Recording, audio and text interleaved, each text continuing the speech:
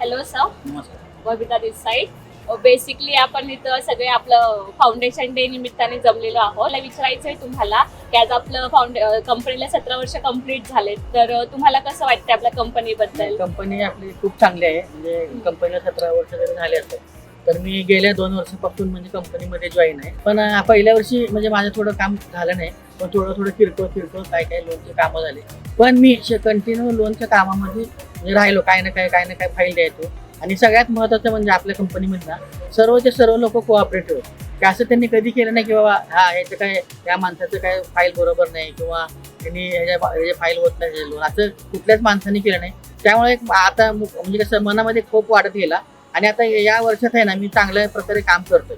आणि माझं जवळपास टार्गेट आहे ना 15 ते 20 करोडचं लोनमध्ये काम करायचं. त्यात लोन असेल, मॉर्गेज लोन असेल, लॅप असेल, PL सगळं.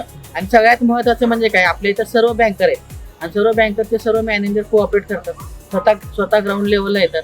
कधी स्वतः जाऊन फाईल बिल कलेक्ट करतात. म्हणजे याचा एवढा सपोर्ट मी कुठल्याच कंपनीत बघितलेला नाही आहे. Yes, thank you so much.